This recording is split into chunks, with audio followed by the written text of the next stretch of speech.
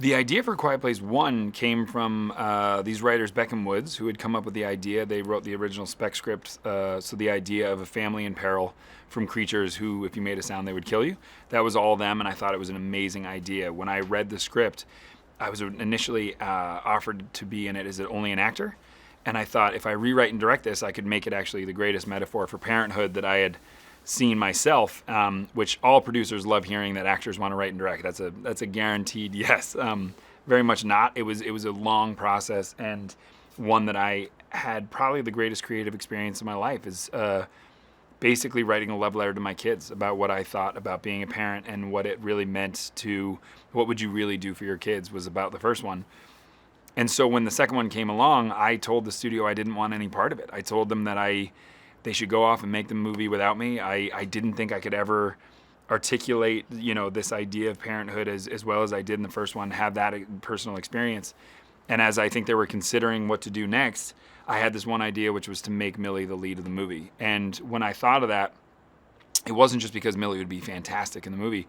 It was actually that I could actually continue the metaphor from the first one and make this as organic, as personal, if not more personal to me, because if the first one's a love letter to my kids, then this is a very hopeful dream that my kids could be as courageous, as hopeful, and as optimistic as these kids are. If the first movie's about that promise that you make to your kids that if you stay with me, I can protect you forever, all parents know that that's a false promise, but we make it anyway. And I think that promise is inevitably broken. And when it is broken, I think that's what adolescence is. I think that's what growing up is. And that's where Millie came in and that character came in. She was able to take this idea of loss and this idea of what do you do in the darkest times and soldier on and be this hopeful, amazing character.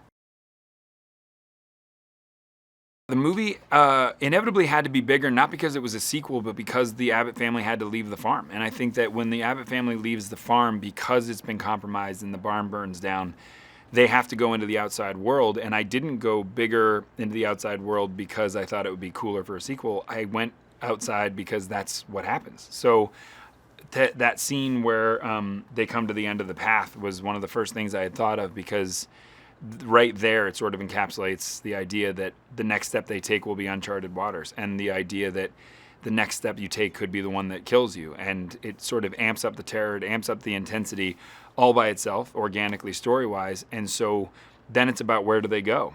And I just kept remembering all the rules of the first one, and instead of going to the coolest place, I went to the one that makes the most sense, which is they're going to go to wherever the fire's been lit and where they know someone will be waiting for them, good or bad.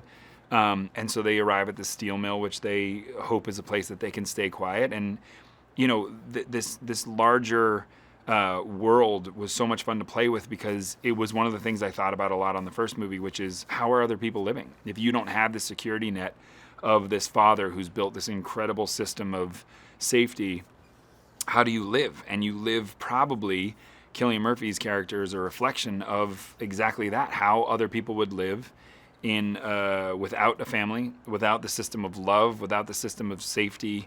You live in a scary world where you don't trust anyone. And so he becomes this very morally ambiguous character who you hope will become the hero of the movie, that you from a movie standpoint, you want him to be a hero, but in real life, you're kind of questioning him the whole way through the movie.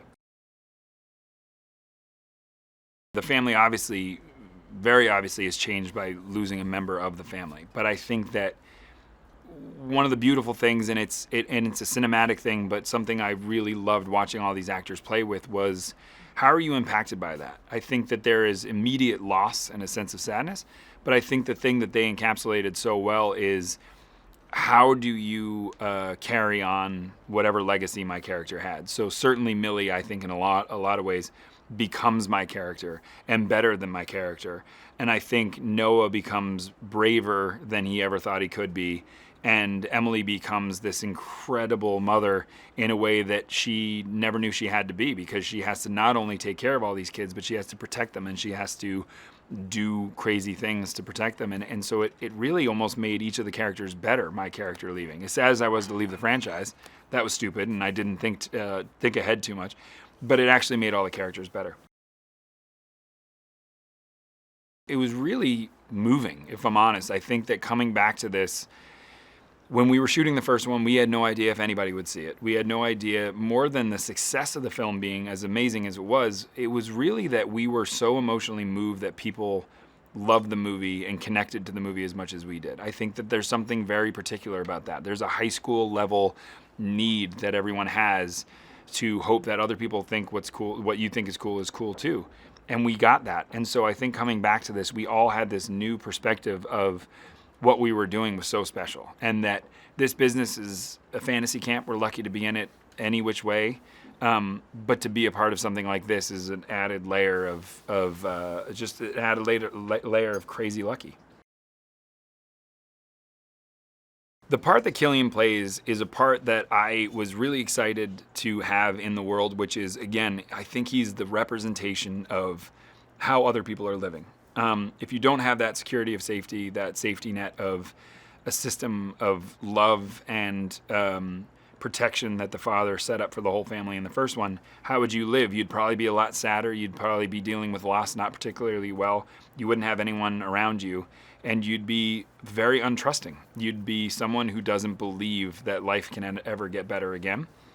And as much as I love that character that I wrote, there is no way I could have dreamt up a performance like Killian gave me. I think that he came into this world, he was a fan of the first movie, which I think is very clear by his unbelievable, sort of how nimble he is in this movie emotionally. He got exactly what we were doing, exactly why he was an important part of the movie, and he did a better job than I ever could have wrote. As far as Jaimin plays, I think, the representation of how other people are living if they're not living in darkness. If there was hope, how would people be living? And he encapsulates that perfectly. He is such a warm, beautiful human being as himself.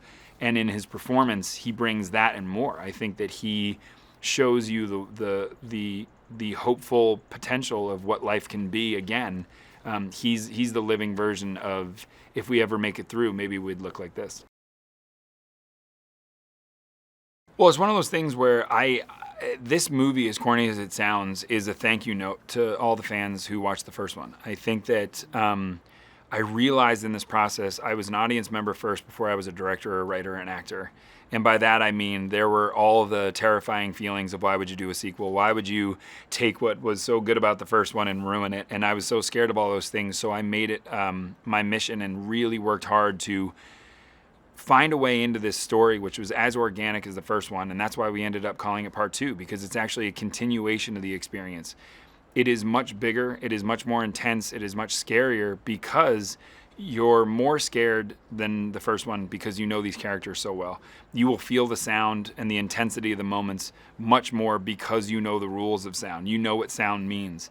And I think that at the end of the day, all the things we got to play with was all because of the love and respect we got shown by the audience. So I hope that people get to go watch this and not only have as good an experience as they did on the first one, but a better experience.